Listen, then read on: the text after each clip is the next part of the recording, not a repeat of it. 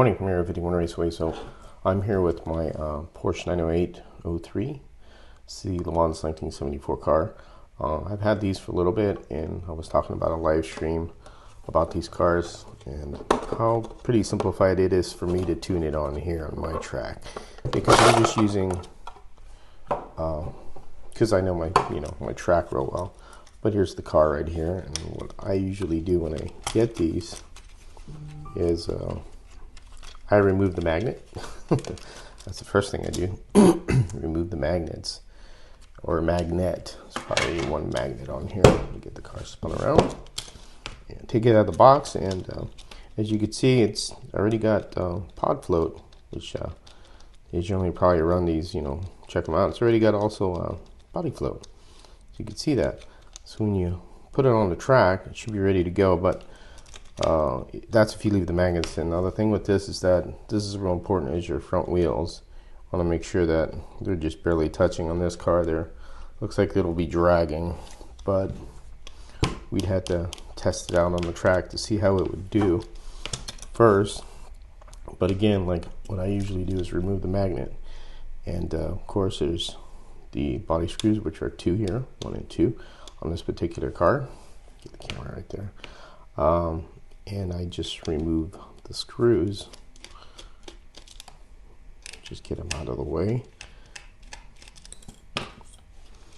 take the body off, and one sec here, my camera's buzzing a lot, so I have them off. And what I do is, as always, the first thing I do, I pop the magnet out just like that, because I don't need the magnet. And with the body off, you can kind of check more or less your ride height here, and that's pretty much will be dragging, in my opinion. So what NSR does give you is the grub screws with this, and these are great to have. And if there are not any in here, which I don't believe there is, let's check though, because sometimes they come with grub screws. Let's see if this is the correct size. Oh, and they do have grub screws, forgive me. So there's grub screws in here, and they give you extra ones. They give you some longer ones if you need to push it up. Well, they give you actually 4, excuse me, if you want to put some on the top and on the bottom, and some spares. So there's actually 4 in there. All I usually do is I crank them up a little because I want to raise the axle like that. One turn and kind of just take a look at it. And as you can see, it is kind of dragging, but it's also hitting the axle and pushing it up against here too much. So I'll just back it down a little and then try it like that. And then I look at it on my block. I wish they were up higher, but it looks like that's not going to be the case. Put it down a little bit. See how you have this? They should be free spinning. They shouldn't be how'd you say, stuck in the way that you can't move it. They should move nice and free. Let me position the camera a little bit better. They should move nice and free, and you see they're doing that. You want to be able to spin it with your finger, and they should just roll real easy. Getting a little bit better. And we may have changed our height a little bit too, so we'll have to check that also. See, just like that. Nice and free. You don't want them,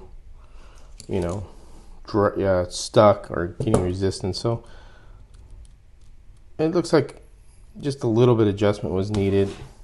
I usually look at the front of the car to see where they're at too, if they're barely touching or what, but we may be able to get away with just this.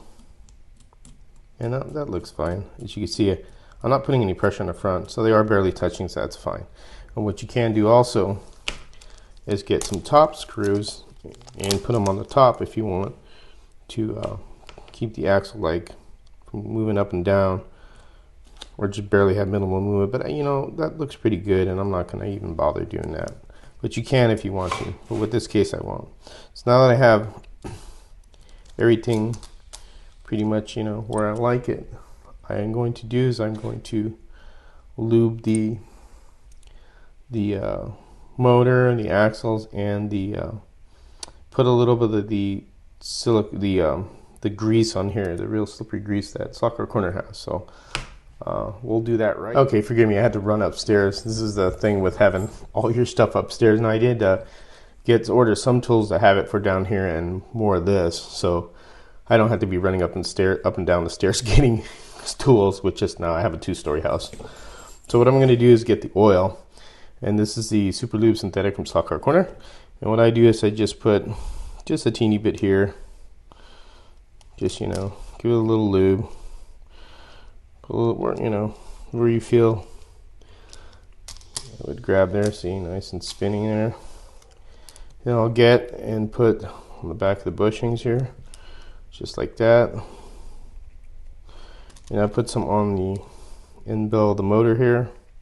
And again, I'm doing very light drops. I'm not like you know, pouring a ton of it. You know, a little goes a long way, as they always say.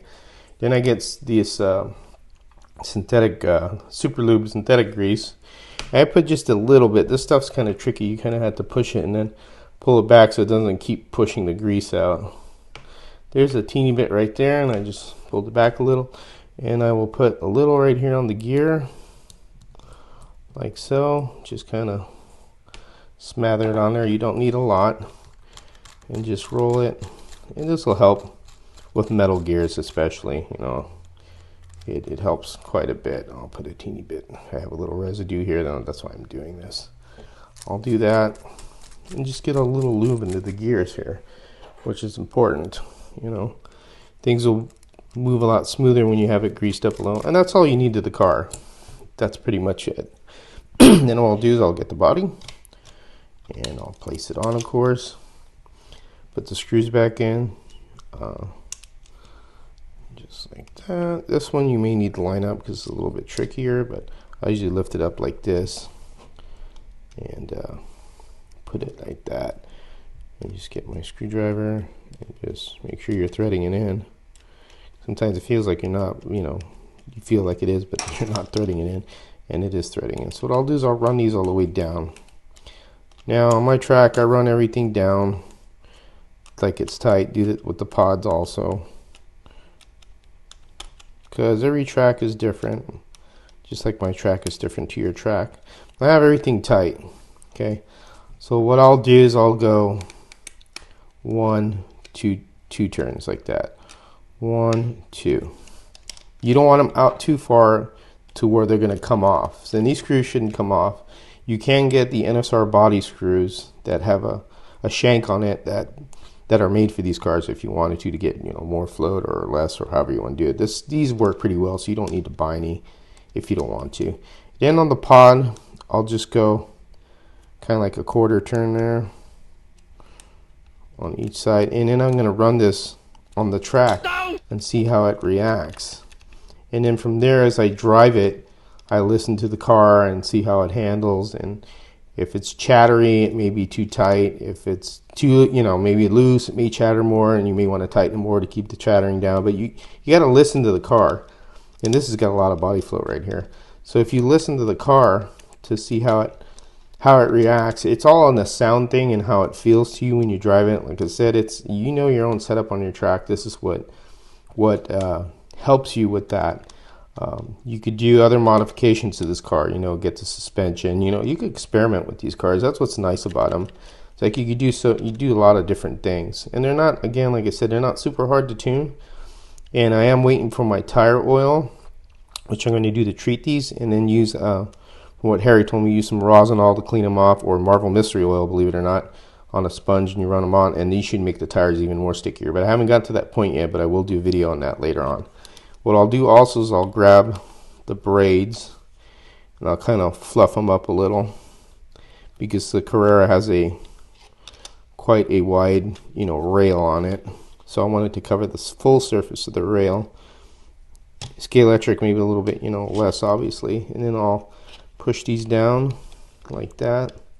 Kind of leave that angle is where I'm getting at, and then fluff them up like I did, just like that, so that these are nice and fluffed up. Now we'll go ahead and proceed to the track and see how this goes, and we'll experiment from there.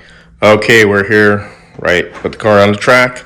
Now, all I've done on that video was just did these few things, and I'm first writing it how it is. No, you know, pretense, like I drove it around before I did this video, so this is the first time I'm driving it. So if it comes off, it comes off. You're going to see it. So let's give it a whirl. So far, so good. A little, you know, juice there. Pretty smooth little car, man. See why people like these a lot. See, now, very few little adjustments were made to this. I mean, to my track, and you got a pretty good hanging car here. And we're running at the voltage at, ooh, there we go. It just came out there about 12.3, I think it is. Looks like some garbage in here. I'm gonna have to clean the track a little. So, but it just came off right there. But so far, doesn't look like it's giving you any real issues with deslotting easily. I'll push it a little more. Now, these rubber tires, as you wear them in, that tread that it has on it is going to disappear, and then those tires will start really, you know, digging into the track. Now, there is an oil treatment you can use for these tires, and there's a little trick that I'm going to try that I learned from somebody. And when I get the stuff, I'll try it out on camera and put the car back on the track, and it should handle better.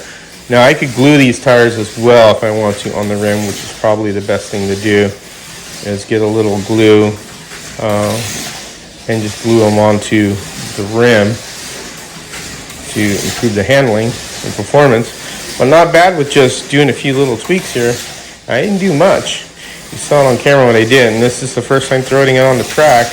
I haven't deslotted yet, and actually this thing's fun to drive, man. This 908 is cool, and I got 2 more of them.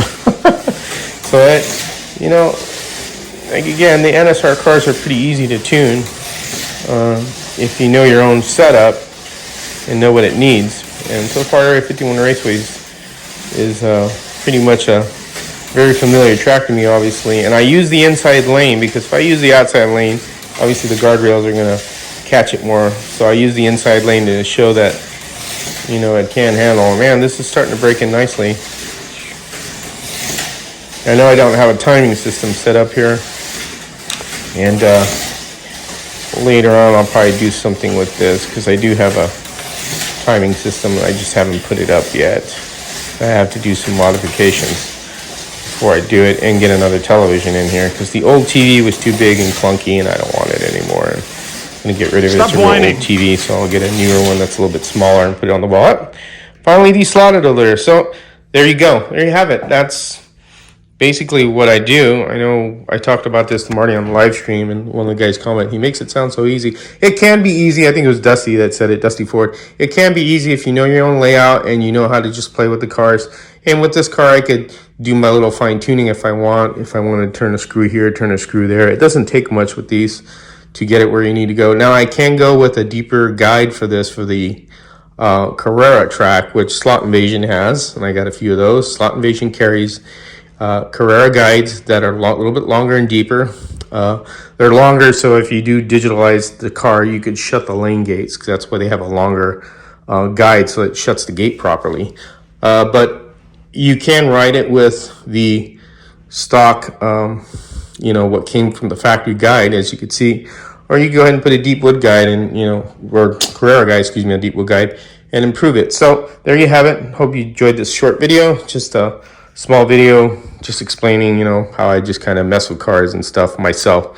And again, there's more advanced guys that do more things. I mean, they take the whole thing apart and, you know, trim it down and sand it down so everything floats easier. You could do that as well. There's other guys that do that are more pro than I am, but I'm just doing this for beginners who get a car out of the box and could just play around with it and enjoy it without a magnet. Or leave the magnet on. You could still tune it just fine. Nothing wrong with magnets. As I've said before, I'm not the, you know, less filling, tastes great kind of guy. You do what's fun for you and what you enjoy. As always, you take care and have fun racing.